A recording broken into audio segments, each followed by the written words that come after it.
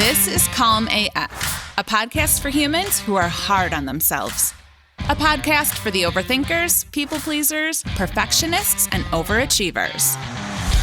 I'm Kristen Finch, and I'm going to teach you how to quiet that incessant negative chatter in your head. Because you know what a person with a calm mind can do? Anything they want. Grab your coffee, gorgeous soul, because today's the day you get Calm AF. Hello, gorgeous soul. Welcome to Calm AF. Welcome to a very special episode of Calm AF, I should say, because today I'm doing something I don't normally do. I am bringing my client, Danielle, onto the podcast to share her story with you. So last week I shared about the 5 tips that will help you move from just a person who sets goals, who's really great at setting goals, to someone who is a goal achiever. You set the goals, you achieve the goals. And as I was sharing that story, I kept thinking about Danielle because Danielle has really made some really impressive moves towards her goals in lots of different areas, many different areas, but this one specific area of working out. She made a goal back in September to move her body in some way every single day. And as of the time we recorded this interview, she was on day 118. Consecutive days of moving her body. So I just thought, what a great person to bring on and to just really share how using these tips of slowing down and letting yourself just take it easy and not having everything be such a rush, how it actually works. It's not just me being like, no, really, trust me, slow down, I promise. I want you to hear from someone who's like, nope, I'm doing it and it's working. So I hope that you enjoy this conversation as much as I enjoyed having it with Danielle. Thank you so much for being with me. Really quick, the Future Self Goals Workshop, which is happening January 14th. There is a link to join in the show notes. And also you can get on the Calm AF waitlist. That link is also in the show notes. Okay. That's all done. Let's get on with the show. Everybody, I would love to introduce you to Danielle. Good morning, Danielle. Good morning. How are you? Pretty good. Good. Everyone, this is Danielle. She is an awesome person that I have met. She's a member of Calm AF Life, and I have just thoroughly enjoyed getting to know you and thoroughly enjoyed your journey from kind of where you started the first time that we talked up until now. So let's actually go back to the first time that we talked for our one-on-one. So actually we'll go back even further. Let's just let you kind of introduce who you are and why you joined Calm AF Life in the first place. Okay. I was starting to follow your podcast and I don't remember how I found you, just very thankful that I did. And every podcast just spoke to me about the people pleasing, the overachieving. And I just started looking around at my life now that I'm in my 50s. And I thought, you know what, I have spent a lifetime living this life and I'm not content. I'm not happy. I'm ready for some change. And I happened to hear, I was catching up on podcasts, but then I did happen to hear one where you said, hey, Calm AF Life is not going to be lifetime membership after the end of this month. And I just thought that was my sign to finally commit to doing something totally 100% for me. And I just remember sitting where I was sitting doing my morning. I was looking for a job at the time. I thought, you know what? I'm just going to commit. I'm going to commit these resources. I'm going to commit my energy to me. And it was just the best feeling to take that first step to say, yep, I'm worthy. It's time for me to do this. Yes. That is, I love that you said the 100% for me.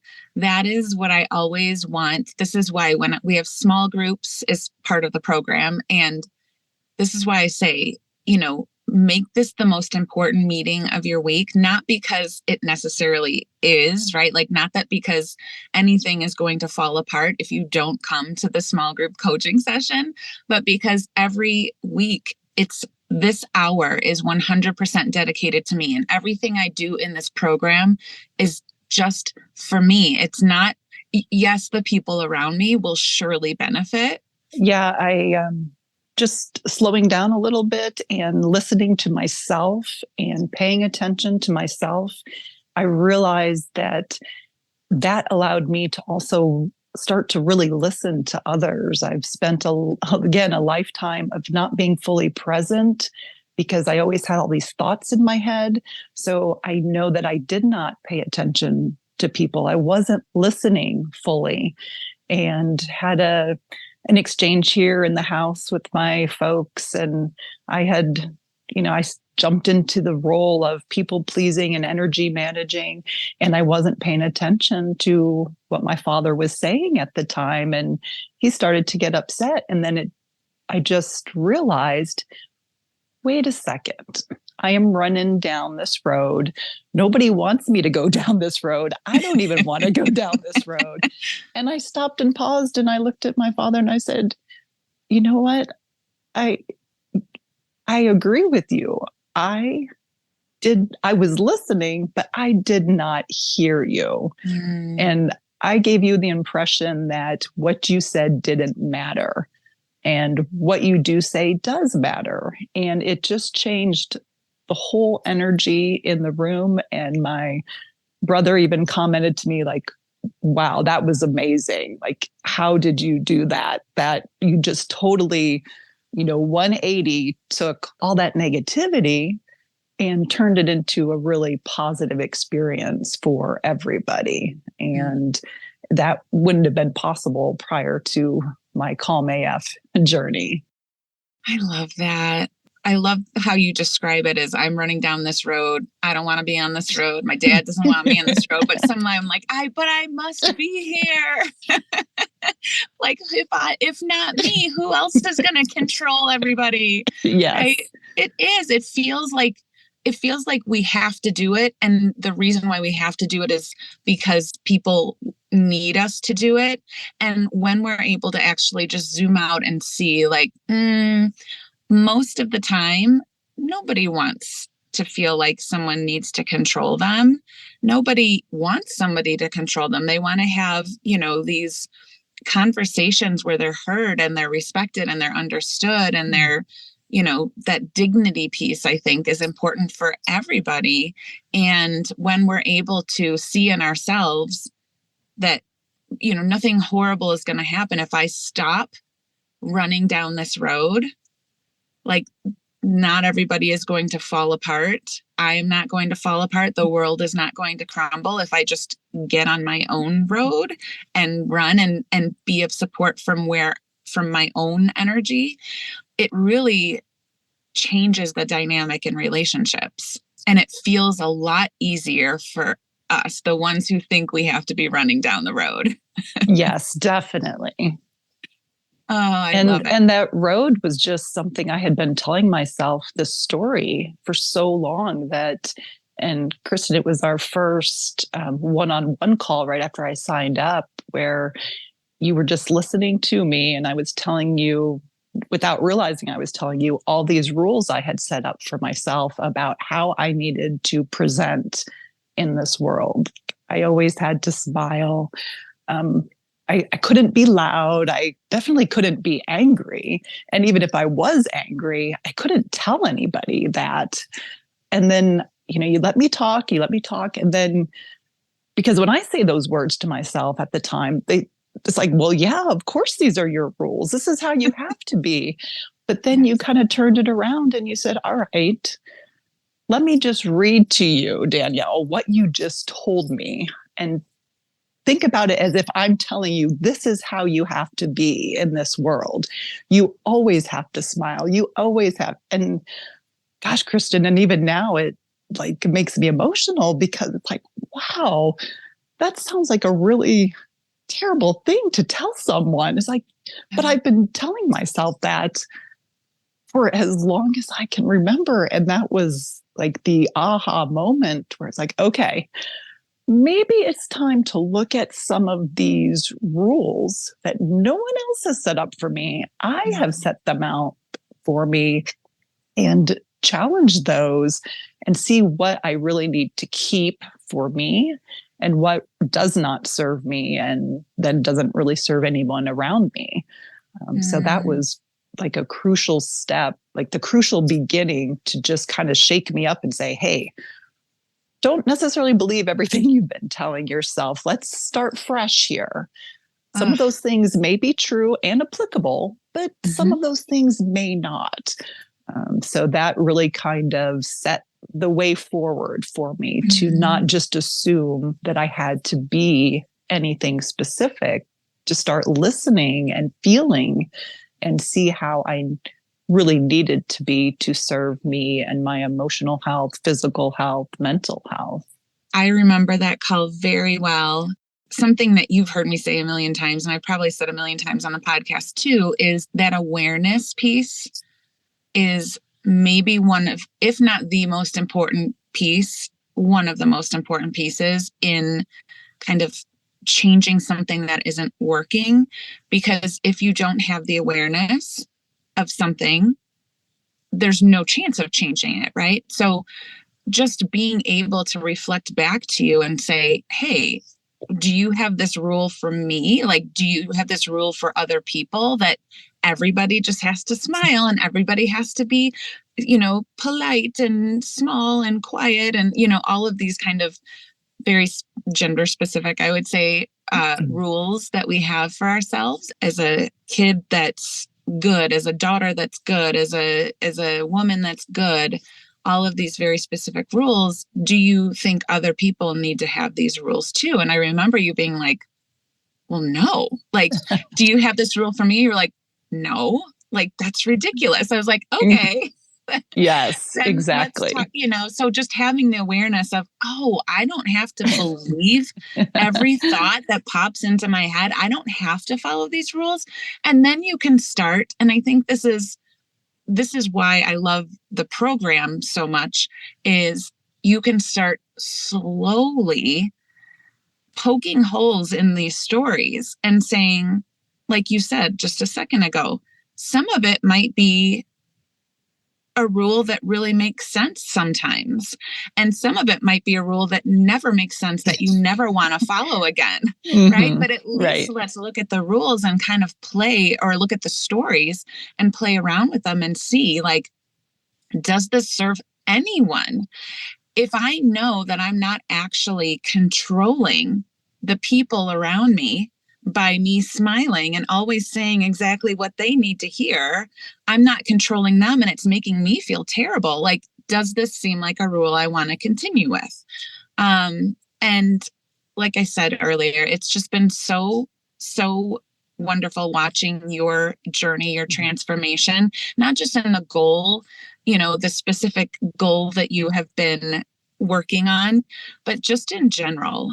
If you were going to summarize or give what your biggest takeaway from being in the program for, how long have you even been in here now? Like, well, 118 days. Yes. 118 days. Yeah. It was the end. I think it was the last day of August that I signed up and we had our meeting. So yeah. And what are some of the takeaways that you feel like just in this amount of time funny you should ask, because I made some notes.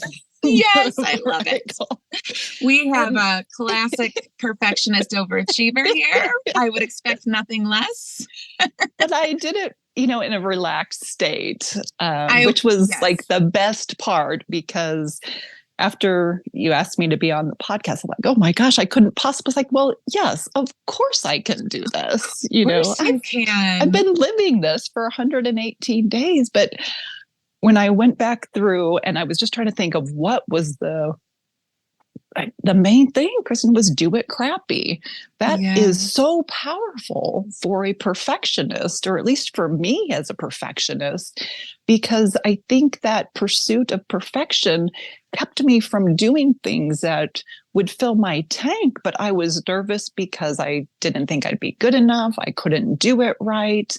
And even with sticking to the goal, once I realized I could do it crappy, that my workout every day didn't have to be, 3 hours in the gym and don't stop and don't talk to anybody. And if you did anything less than that, you can't count it exercise. So once I truly accepted that I could do it crappy and account for life happening, really that made the difference, because it allowed me to realize that I'm not always going to have an extra hour in the day or an extra 2 hours. It may not always be the same time of day. I might not be in a place where I have the equipment I'm used to. And with that doing it crappy, it allowed me to slow down and listen to what my body was telling me I needed. Did I need a weight workout today, or do I just need to turn on a yoga and do some stretching and movement? And once I let go of the idea that I had to thoroughly plan every workout every day, I had to do, upper body, lower body, this type of cardio and strength training, then it's like, wow, I let go of those old rules I had put on myself. It's like, oh my gosh, I don't want to say easy, because it does take commitment. It does take dedication, and it takes thoughtfulness, but it really freed me to allow me to do different things that could still count. And I think I had mentioned to the group that, my minimum is I just walk around the block. Yeah. And for me to say that that counts as a workout, that was, a huge mental thing for me to get over. And it just freed up my ability to stay consistent. And I wrote down this comment, like, I could do less and not feel less, which was huge for me. That just hit me so hard. I can do less, but not be less. Say it again. I said I can do less and not feel less. Yeah. Like, we don't need, it just comes back to, the perfectionist mindset of, if I can't do it perfectly, if I can't do it 100%, why bother? Right. So if I do, which leads it to, even if you do show up with all the intentions of doing 100% of your ability, or, the perfect workout, even if you walk in there with the ability and the time and the space for it, and it doesn't happen, you're still going to feel less. And this is why I always come back to the feelings goals. So is the goal of working out every day so that you can feel less? No, of course not. Like, that's never going to be a goal for anyone. I would like to feel less good about myself. Like, that's my goal. Our goal is doing this so that we feel better about ourselves. And then our attempt to do it makes us feel worse about ourselves because we can't do it perfectly, which means we can never actually feel the way we want to feel, because we're on the path of feeling less worthy. So let's talk about your goal. So when we first meet, when someone joins Calm AF Life, what we do is we have a one-on-one. I want to hear their story. I want to hear, how they got to where they are and what's keeping them stuck. So like Danielle said, we talked, and she definitely had these rules for herself. This is how you have to live, right? To be a good person, to be a worthy person. And so obviously I took her cute rule book and I just kind of ripped it into pieces. And then I was like, okay, so now that that's out of the way, what would be something that you really want to focus in on for you? Like, what is the thing, if you did make it a habit, if you did achieve this goal, it would really serve you and kind of no one else necessarily. And you landed on the physical health that would be the bucket. We call them in Call Me If Life, we call them buckets. That was the bucket you had kind of decided to focus on. And why was it that? And kind of where were you at with your physical body? Like, how were you feeling in it at the beginning? Yeah, I was feeling okay. But then, as we were just talking about, a lot of times I would feel less because I didn't do something the way I should have. Like I didn't have a good enough workout. I didn't lift enough, or I didn't walk enough, or I didn't whatever it was. And so then I would set up this unattainable goal for myself because life would happen. I mean, even at the time I was sitting there alone in Florida to sell my parents' house, and I didn't have all the usual things I would have around me. It's like, and I just decided that I just wanted something different. And I wanted to be able to be successful every day and make sure that I incorporated some movement, something, again, for me, because I know that the physical activity helps me mentally, physically, and emotionally. Yep. And I just knew that I wanted that to be a consistent part of my life forever, to enable me to, one of my whys for being in the program and whys for wanting to do this and wanting to make changes was quality of life, and not just today, but long term. And I knew that the physical activity will help support that and help me in the future, help me today. So that strong why is like, okay, I have to make this a daily commitment, and I have to put energy in it. And allowing me to be crappy on any given day just kind of freed my mind up to allow myself to relax and enjoy the workouts. Yes. Do you remember, I don't know if it stayed the same, but what was the feeling goal that you had? Was it like, so that I can feel, was it like light, or I don't remember? Yeah, I think it was just like light and energized, just to feel like that sensation that I get like after I have done some movement. Like I feel capable, I feel strong, I just feel like there's flow in my system. Yes. Yes. And the recognition of that doesn't have to be because you've worked out in a very particular follow the rules way. It was the awareness that anytime I move my body, that flow, I can feel the flow in my body. When I don't have it, my body feels stuck. It feels stagnant. It feels like there isn't any flow. And this is where we often get stuck in that, all or nothing. Well, I'm feeling stuck and stagnant in my body. I better make a plan, and any of us who have been in, I wouldn't even say diet culture. It is diet culture that kind of runs everything. But this world of, here's the prescription.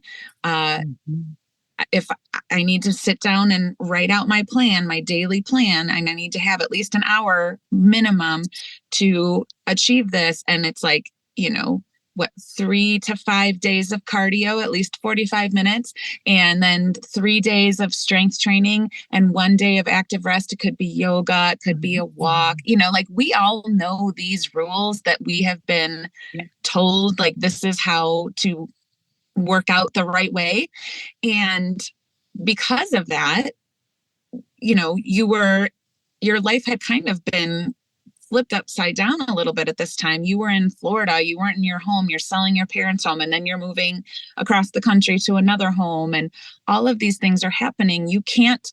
There's just logistically, this isn't reality right now, doing it like this. So giving yourself the permission to do it.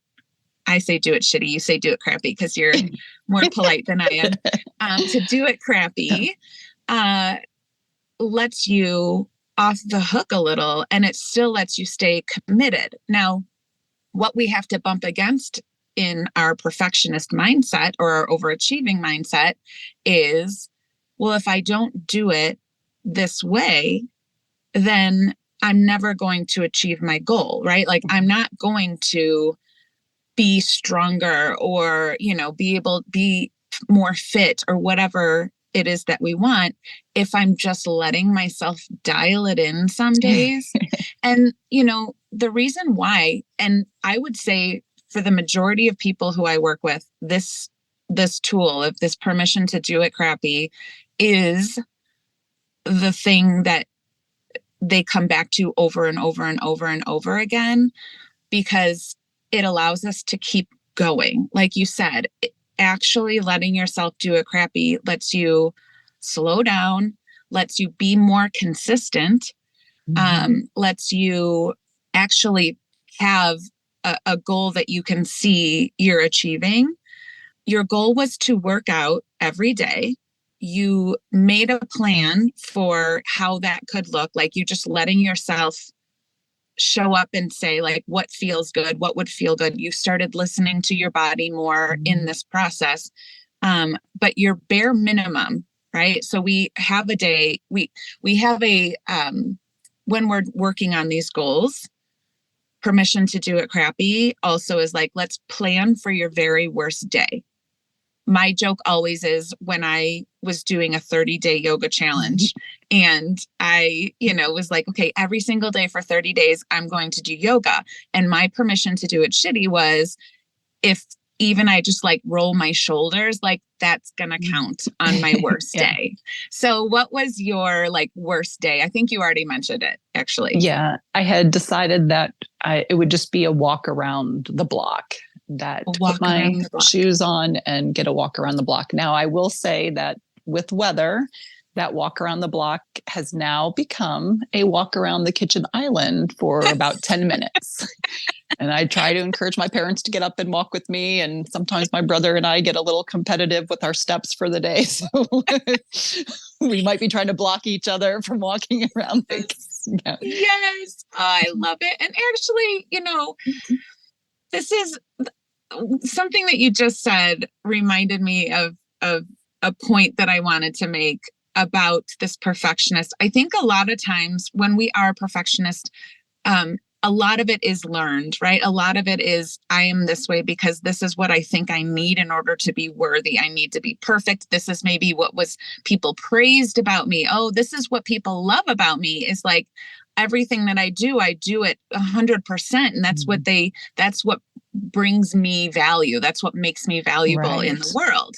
And you can squash that bullshit, and you can still be a person who is ambitious and competes with their brother to have the most steps, right? It doesn't have to be like do it shitty or doing the bare minimum doesn't mean like I'm just phoning it in now. Like I don't care about reaching goals. It's not, they don't have to go together. That permission to do it shitty means I am still going to be showing up every day. And some days, this is what I need to do to show up.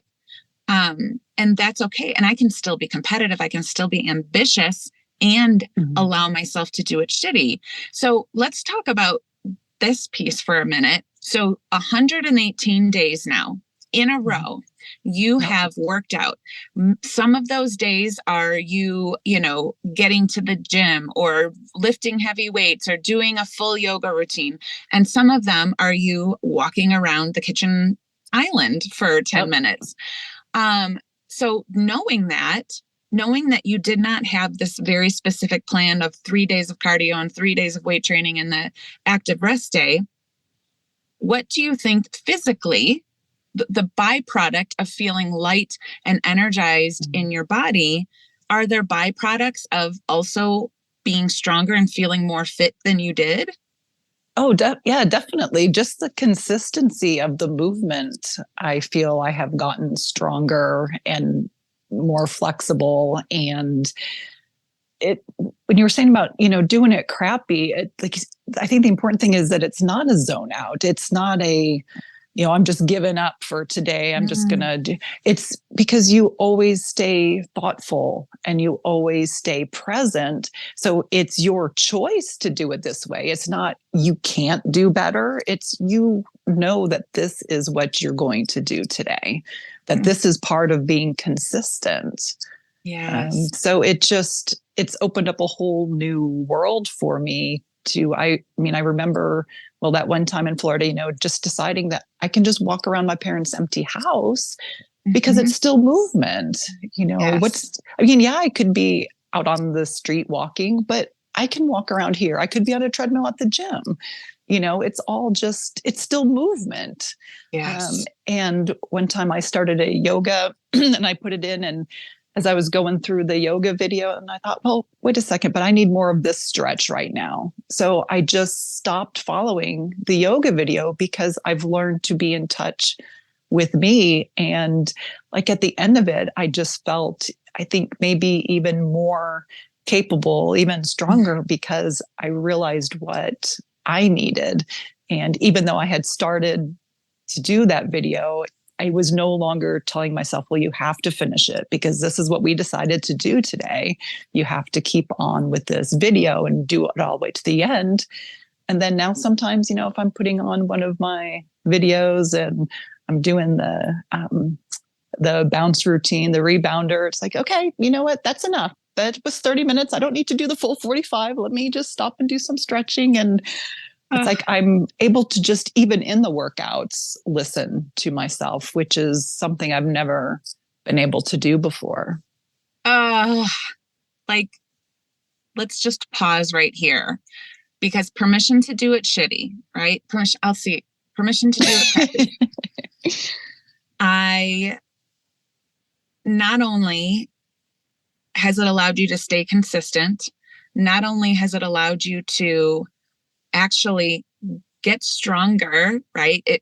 You weren't phoning it in. That's such a great point, that do it crappy does not mean phone it in. Do it crappy means, what is the most I can give or the best that I can do on this day? And that doesn't mean, I think sometimes people also think giving yourself permission to not do it 100% means that every day you're definitely going to show up and not give 100%, right? That you're going to be like, well, if someone tells me that all I have to do is walk around the kitchen island for 10 minutes, I'm going to do that because that sounds better. But that's not what it's about, right? Because you start getting into the feeling of how it feels. You are showing up mindfully, you're showing up intentionally. So it's not just about, I'm always going to phone it in if I have permission. You're not going to, give yourself some credit. And, but also not only that, the idea that you now, after doing this for 118 days and allowing yourself to do what feels best to you, I think this is something that people don't even understand we're allowed to do. Listen to your own body to tell you what it needs from you, whether that's what food you are feeding it or how you are moving it. Listening to your body mid-workout, you mean after 30 minutes, even though there was 15 minutes left on this workout, you can just trust your body to say, that's enough. Let's stop this and stretch again. I think I remember my journey also into getting to this place where I'm like, oh, my body really does know better than any workout video, than any diet guru, exercise guru. My body actually knows what it needs way better than anyone else. I think that's something that surprised me when I was going through the journey of undoing myself from the rules of, the perfect workout. Can you just talk about that a minute? How it feels to be able to just trust yourself to set your own rules? It's really a freeing it just feels different, Kristen. It's like a sense of empowerment. And in one of your lessons, and probably more than just one. You talk about the difference between positive thinking and empowered thinking. Like positive thinking is you're still kind of white knuckling it. It's like, if I just think positive enough, I'm going to get there. Versus the empowered thinking is, I have this ability. I can do this. I may not be able to do it 100%. I'm not going to get to the top of the mountain in one step, which is what I always wanted to do in the past. It's like, I see my goal. It's 5 years out. I just want to be there today. Yes. And instead of, you know what, you know how I get to the top of that mountain? I take a little bitty step today. And, walking around a kitchen island could be like your full goal for the day. Like that could be like, hey, that is going to be my workout. And that's going to be amazing because it's just a little step more than I did yesterday. So I definitely don't want to, say that, hey, just because walking around a kitchen island is my minimum, that can be a maximum. And that's okay. Yes. I mean, 10 squats could be a maximum, just like you said, Kristen, just doing some movement, like moving your shoulders or that. I mean, nobody else's minimum or maximum controls what your minimum and maximum can be or should be. And I think especially in the social media culture, there is no lack of advice. You can get advice on, like you were saying, what to eat, what to wear, how to look, how to present yourself. Like on top of all the rules you create for yourself, then you're getting bombarded with all these, well, as a woman in your 20s, you need to do this or this or this. As a woman in your 30s, you should be doing this. And I think the most empowering thing about the Do It Crappy is you just step back and you don't feel the pressure of what somebody else is trying to tell you need to do, because you get more mindful about who you are and what you really need. And I can tell you that just that day of walking around my parents' house was like, okay, yes, this is great. This counts. The day of sitting and, going off script on the yoga.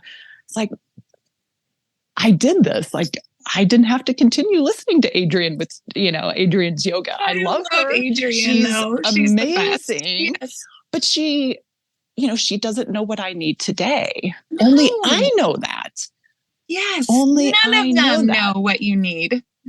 So it's just, it's so, and especially perfectionists being competitive, and you see where somebody else is, and it's like, oh, I want to be that far along on the journey, but you can't get to 118 days. And I wouldn't want somebody to be able to leapfrog over, because I told you earlier before we started that I have just learned so much, and to try to condense it all into like my main takeaways, it's so hard, Kristen, because I feel like even the daily emails, the love notes that you send out, like that stuff resonates with me. It's like, oh, and it just listening to myself, I found I've been able to also listen to others. Like, I just feel I'm more observant and more present in my life. And it started with acceptance of doing it crappy.